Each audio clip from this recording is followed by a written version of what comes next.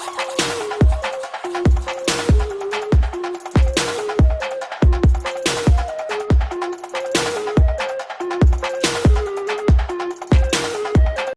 everyone, welcome back to another Mindset Monday. It's first video of the year.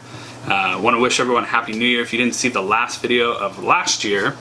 And so we're going to kind of piggyback off of last year's video with the unhelpful thoughts and go into a guide to policing your thoughts.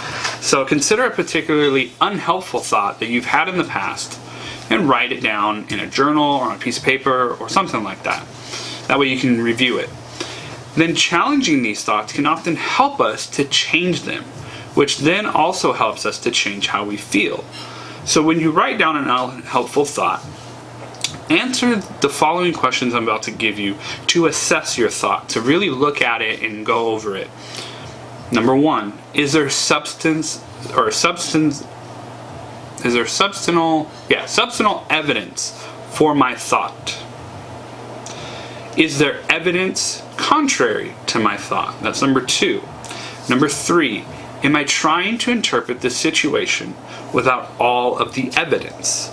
Number four, what would a friend think about this situation? Number five, if I look at this situation positively, how is it different? And the last one, number six, will this matter a year from now? How about 5 years from now? Once you've asked yourself these questions, read through your answers to the questions and how you answer them and try to come up with a more balanced or rational view. Moving forward, try to apply these questions to the unhelpful thoughts that you become aware of. You can use this technique to test whether or not your thoughts are realistic and balanced. With practice, these can become a very effective tool for your thought management. And so, if you have an unhelpful thought, let's say, for instance, trying to get one off the top of my head here. Let's say you have an unhelpful thought of, all men are dogs. They're always going to cheat on me. That's an unhelpful thought because, first of all, it's not going to help you in any way.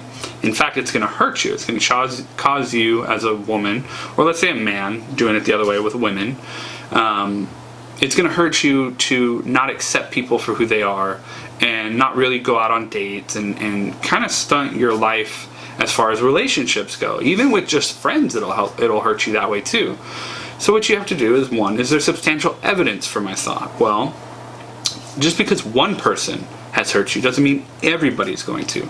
So no, there really isn't any substantial evidence. Is there evidence contrary to my thought? There probably is. There's probably lots of your friends or people that you've dated before or you're currently in a relationship with that doesn't fit the mold of what that thought was. Am I trying to interpret the situation without all the evidence? More than likely, yes, because you would have to have dated or been around everyone in the world to have all of the evidence to back that thought. What would a friend think about this situation? They would probably be, probably someone who is opposed to that thought, saying, no, that's not true. Now, you may have some friends who agree with that thought, but, really in when it comes down to it is, a lot of the times people are going to be, with an unhelpful thought, they're going to try to see the positive things in them. And that's mainly because they want you to be more positive and happy. If I look at the situation positively, how is it different? Well, obviously, if you look at it positively to where they're not going to cheat on you, obviously it is different because it's totally the opposite end of the spectrum for this.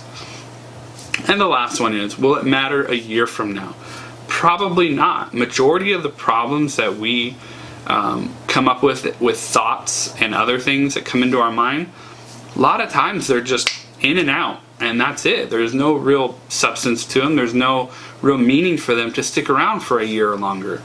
Also, it could be, how about 5 years from now? Now, there are some things that you could look at, like maybe unhelpful thoughts of, going into debt, going into schooling, and going into debt for, let's say, 10 years.